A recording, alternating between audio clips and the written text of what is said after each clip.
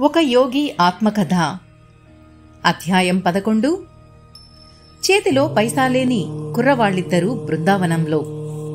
శ్రీశ్రీ పరమహంస యోగానందగారి మాటల్లో. నాన్నగారు, నీకు వారసత్వం సంక్రమించకుండా చేస్తే సరిపోతుంది ముకుందా. జీవితాన్ని ఎంత తెలివి తక్కువగా వృధా చేసుకుంటున్నావు. పెద్దన్న తరహా హితోపదేశం ఒకటి నా చెవుల్ని ఊదరగొడుతోంది. జితేంద్రియుడు, నేను అప్పుడే తాజాగా రైలు దిగి మాట వరసకి ఇలా అనుకుంటున్నానే కాని ఒళ్లంతా దుమ్ము కొట్టుకుని పోయి ఉన్నాం. అనంత అన్నయ్య ఇంటికి వచ్చాం. అతను కలకత్తా నుంచి బదిలీ అయి పురాతన నగరమైన ఆగ్రాకి ఈ మధ్యే వచ్చాడు. అతను ప్రభుత్వం వారి పబ్లిక్ వర్క్ శాఖలో సూపర్వైజింగ్ అకౌంటెంట్. అన్నయ్య, నేను వారసత్వం భగవంతుడి దగ్గర నుంచి కోరుతున్నానని నీకు బాగా తెలుసు. ముందు డబ్బు, ఆ తర్వాతే దేవుడు. ఏమో, ఎవరికి తెలుసు? జీవితం చాలా కాలం సాగవచ్చు. దేవుడే ముందు, డబ్బు ఆయన బానిస. ఏమో, ఎవరు చెప్పగలరు? జీవితం స్వల్పకాలంలోనే ముగిసిపోవచ్చు. ఠకీమని నేనిచ్చిన ఎదురు జవాబు అప్పటి అవసరాన్ని బట్టి అలా వచ్చిందే కాని జరగబోయేది ముందే మనసుకు తోచి అన్నది కాదు. పాపం అనంతన్నయ్య జీవితం నిజంగా స్వల్పకాలంలోనే ముగిసిపోయింది. ఇదంతా ఆశ్రమంలో వంటపట్టిన తెలివి కాబోలు. అయినా నువ్వు కాశీ విడిచి వచ్చేసినట్టు కనిపిస్తోంది. అనంతుడి కళ్ళు తృప్తితో మిలమిలా మెరిశాయి. నా రెక్కలు సంసారమనే గూటిలో భద్రంగా ముడుచుకుని ఉండేలా చెయ్యాలని అతను ఇంకా ఆశపడుతున్నాడు. కాశీలో నా మజిలీ వృధా కాలేదు. నా మనసు ఆశించినది నాకక్కడ దొరికింది. కాని నీ పండితుడి వల్ల, ఆయన కొడుకు వల్ల మాత్రం కాదని నిశ్చయంగా తెలుసుకో. అనంతుడు వెనకటి సంగతి గుర్తు చేసుకుంటూ నాతో పాటు నవ్వాడు.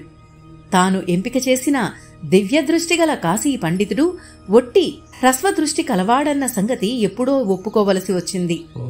మరి నీ ముందాలోచన ఏమిటి? తిరుగుడు మారి తమ్ముడు.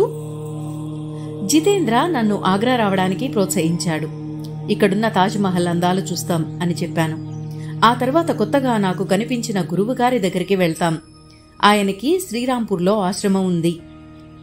అనంతుడు మాకు సుఖంగా ఉండేలా ఆతిథ్యం ఏర్పాటు చేశాడు. అతని కళ్ళు సాలోచనగా నా మీద నిలిచి ఉండడం సాయంత్రం 4 సార్లు గమనించాను. ఆ చూపు నాకు తెలుసు అనుకున్నాను. ఏదో కుట్ర పన్నడం మొదలయింది. పొద్దుట మా పలహారాల సమయంలో అది బయటపడింది. అయితే నాన్నగారి ఆస్తితో ప్రమేయం లేకుండా నువ్వు స్వతంత్రంగా ఉండగలవన్నమాట. నిన్నటి సంభాషణ బాణాలు మళ్లీ సంధిస్తున్నప్పుడు అనంతరి చూపులో అమాయకత ఉంది. నేను దేవుడి మీదే ఆధారపడి ఉన్న సంగతి నాకు స్పృహలో ఉంది. మాటలు తేలికే.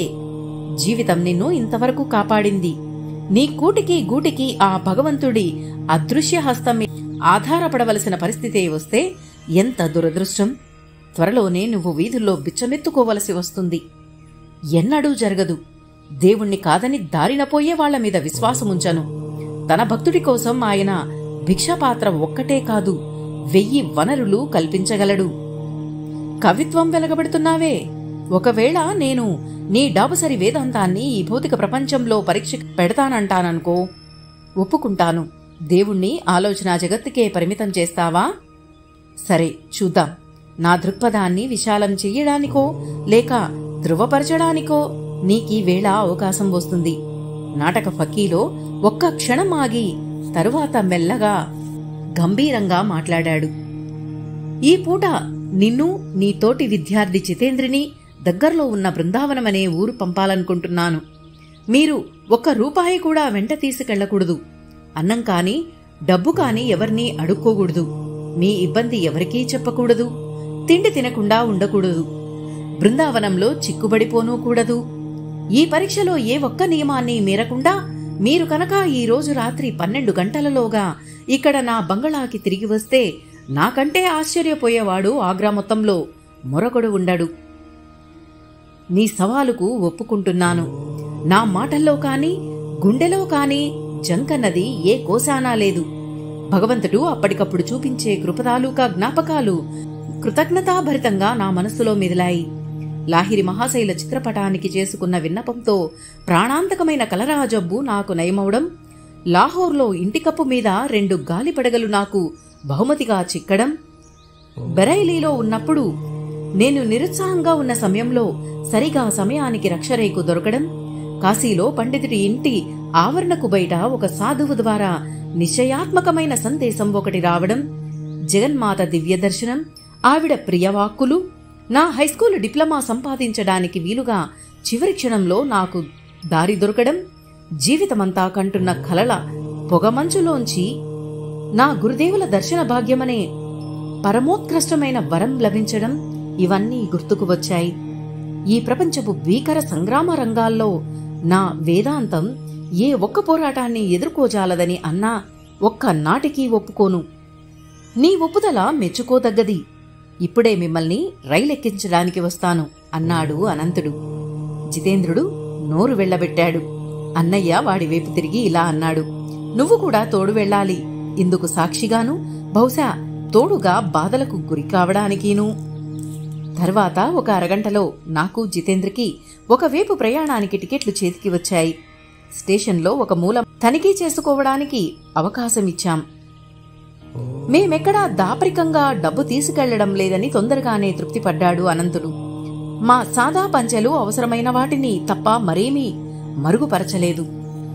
దేవుడి మీద విశ్వాసం, డబ్బు లాంటి గంభీరమైన విషయాల మీద దాడి చేసేసరికి మా స్నేహితుడు ఆక్షేపణ తెలుపుతూ ఇలా అన్నాడు, అనంతా, కాపుదల కోసం 1-2 రూపాయలు ఇయ్యి నాకు.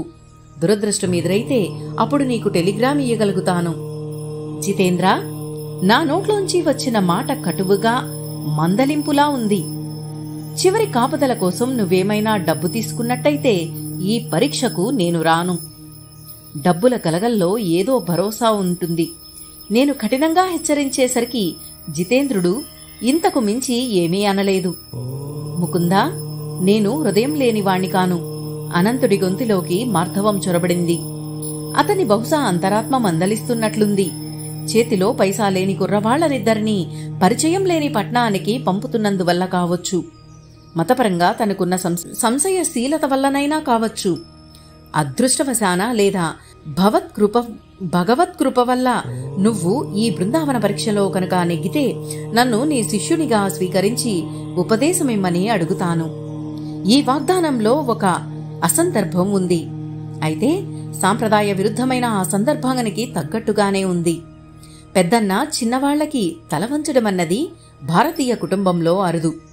చిన్నవాళ్లు తండ్రి తరువాత అంత గౌరవము, విధేయత అతనికే చూపిస్తారు. కాని నేనేమీ వ్యాఖ్యానించడానికి వ్యవధి లేదు. మా బండి బయలుదేరుతోంది. రైలు బండి మైళ్లకు మైళ్లు సాగిపోతుంటే జితేంద్రుడు దిగులు మొహం పెట్టుకుని మాట పలుకు లేకుండా కూర్చుని ఉన్నాడు. చివరికి కదిలాడు. ముందుకు వాలి సున్నితమైన ఒక చోట బాగా నొప్పి పుట్టేలా నన్ను గిల్లాడు. భగవంతుడు మనకి తరువాతి భోజనం ఏర్పాటు చేస్తాడన్న సూచన ఏదీ నాకు కనిపించడం లేదు. ఓయి అనుమానం మనిషి, నిబ్బరంగా ఉండు. దేవుడు మనంతోటే పనిచేస్తున్నాడు. అదేదో ఆయన త్వరగా చేసేటట్టు ఏర్పాటు చేయగలవా? ముందు పరిస్థితి తలుచుకునేసరికి కరకర ఆకలి వేస్తోంది. నేను కాశీ విడిచిపెట్టి వచ్చింది తాజ్ సమాధి చూడ్డానికే కాని నేను సమాధి కావడానికి కాదు. ధైర్యం తెచ్చుకో జితేంద్ర. మొట్టమొదటిసారిగా మనం బృందావనంలో దైవ సంబంధమైన అద్భుతాలు చూడనక్కర్లేదు. కృష్ణ భగవానుడి పాదస్పర్శతో పవిత్రమైన ప్రదేశంలో మనం నడవబోతున్నామన్న ఆలోచనతోనే నేను గాఢమైన ఆనందంలో మునిగి ఉన్నాను. మా రైలు పెట్టే తలుపు తెరుచుకుంది. 2 మగవాళ్లు వచ్చి కూర్చున్నారు. దీని తరువాత రైలు ఆగబోయే చోటే చివరిది.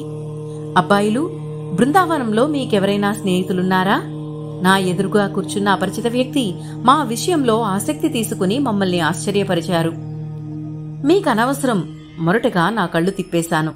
బహుశా మీరు ఆ చిత్తచోరుడి మోహంలో పడి ఇళ్ల నుంచి పారిపోతున్నారనుకుంటాను.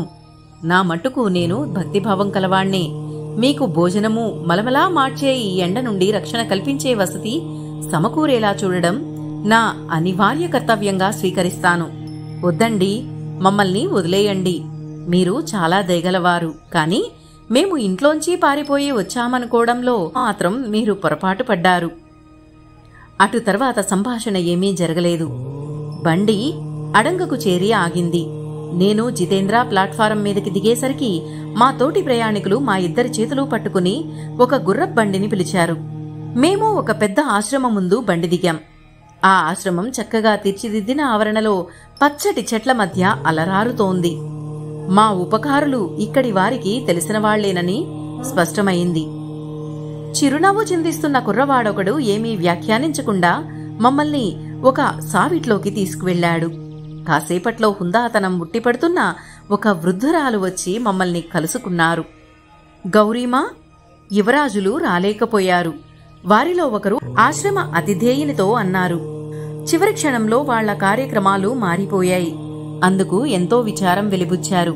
అయినా మేము వేరే 2 అతిథుల్ని తీసుకువచ్చాం.